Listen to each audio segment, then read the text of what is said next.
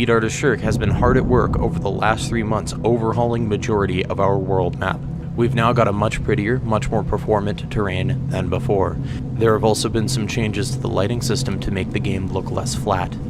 Shirk has also replaced some foliage that was once a placeholder. Now all of our foliage is made fully in-house, and it looks a lot better than what we had before.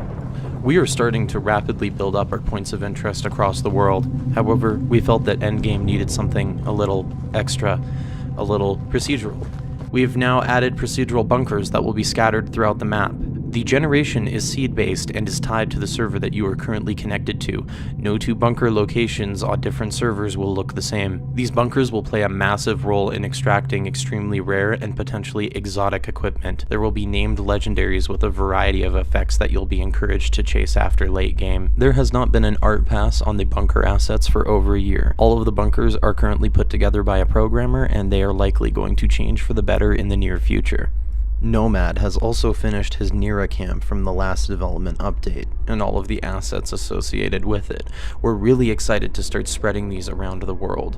Certain random areas will also become quarantine zones that will be deadly yet bountiful sources of gear and equipment. Our programmer has added a basic ladder system. You can now climb up any ladder that you see in-game. This includes step ladders that you can carry around and place down. These can be used to access vantage points or to gain access to otherwise restricted looting areas. We're really excited to see some of the shenanigans that our player base will be getting into with these.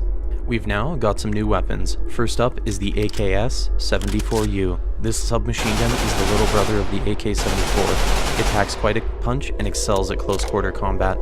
Our second addition to the submachine gun category is the MP7, which is a sweet little submachine gun that features a folding stock. When the stock is collapsed, the item will also take up less room in your inventory. Weapons that have magazines attached also take up more room in the inventory. Last, but certainly not least, the shotgun. Our talented animator, the Shiny Haxorus, has put a lot of work into the shotgun. It fires 12-gauge shotgun shells, has a capacity of 8 shotgun shells, and is also one of the most modular weapons in the game. We've also tweaked some of our weapon mechanics. Instead of firing bullets from the player's eyes, weapons will now fire from the physical muzzle. This will make it much more difficult to fire from the hip. We're also adding a new pair of Mosin Nagants. We weren't really happy with our previous iterations. They lacked a lot of the qualities that we desire. We feel that these are a much better fit for the game. You can now push back zombies with a melee bash or use a bayonet if your weapon has one. This is to help with crowd control when you're starting to feel overwhelmed by the undead surrounding you.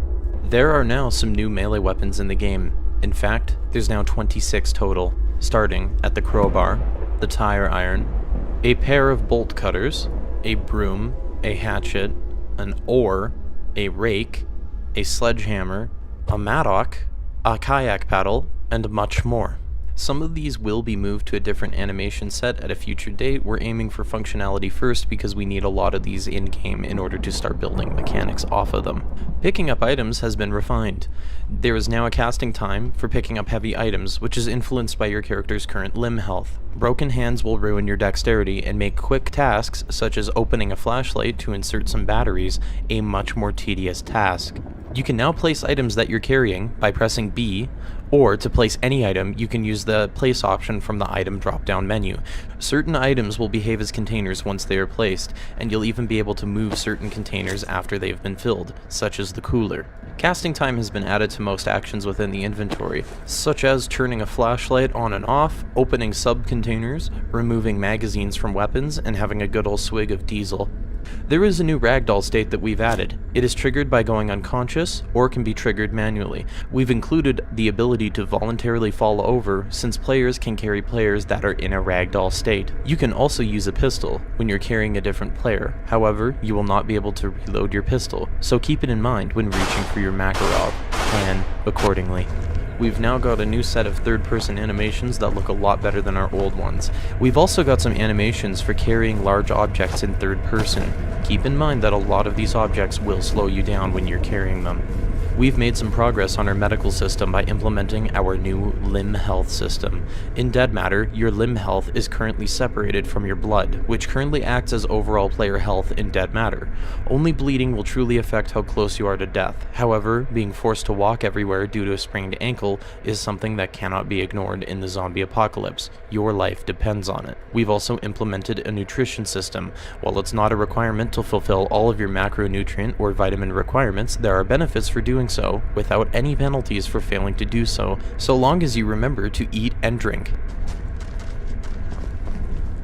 You can now shoot any jerry can or propane tank item. This also applies to when they are being carried. Keep in mind that damage from these can cause a chain reaction.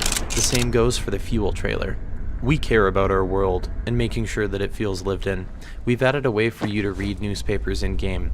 In the near future, we'll be adding multiple newspaper collections in order to provide a way for survivors to piece together the events leading up to the outbreak. Nomad has helped get a new van ready for gameplay. It has room for up to 4 and can be equipped with some upgrades that allow you to store a ladder and some camping supplies on the roof, or a tire on the back of the van that you can be used to repair it if you accidentally run over a spike strip. We're still working on the mechanics behind this in order to add an element of risk-reward for when you decide to fix your tires. There are now greenhouses which will allow you to grow food all year round. Just keep in mind that they'll likely be a target for bandits during the winter. In the future, we'll be allowing survivors to build their own greenhouse, alongside some additional structures, such as a guard tower and some log. Our goal is to make a damn good survival game that we actually want to play, and while we're not great project managers, we're good game developers, and we strive to continue to deliver regular updates and interact with our community. Listening to your feedback enables us to make a better game, so please stop by our forums or our Discord. We care about feedback and we listen to it. Thank you for watching this to the end. We truly appreciate your support.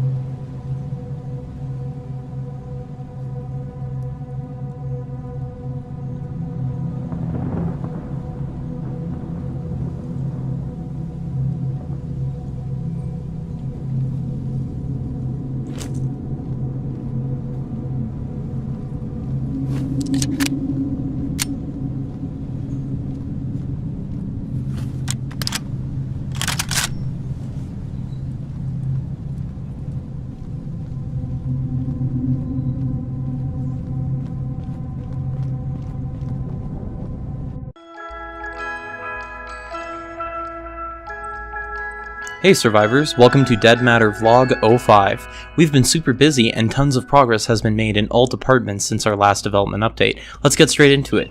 Our talented lead artist Shirk has created plenty of buildings since our last vlog. We've got a new set of cabins, as well as a new set of public toilets to go with them. We care about all of the details, especially number 1 and 2. Shirk has also created some super awesome commercial warehouses. They're perfect if you're looking for some crafting supplies, or if you're looking for a medium-sized shelter for your group of survivors. Shirk has also created a church which will be found throughout our map, featuring a hidden office as well as a bell tower. Shirk has also done another pass on the police station, mainly focusing on the basement area, which now includes an armory, one of the most reliable sources for mid-tier weapons and gear. I'll stop talking for a second to let you take in the atmosphere.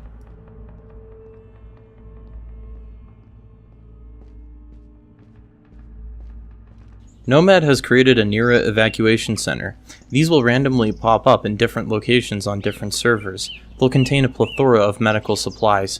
Nira evacuation centers are also a hotspot for the infected. Plan accordingly. Nomad has also upgraded his Firewatch tower in order to bring it up to speed with the standard of Shirk's buildings. You should feel a lot more at home should you decide to take one of these over for yourself. Do you hate people walking into the same building as you? Do you just hate said people? Want to attract a horde to the building just to mess with them? You now can.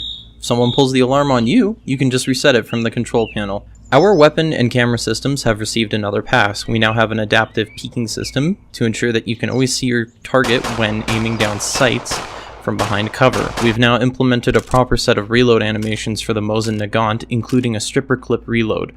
Scopes, holographic sights, and red dot sights have all received their first implementation. They are close, but not final, and we will be doing a polish pass in the future to address this.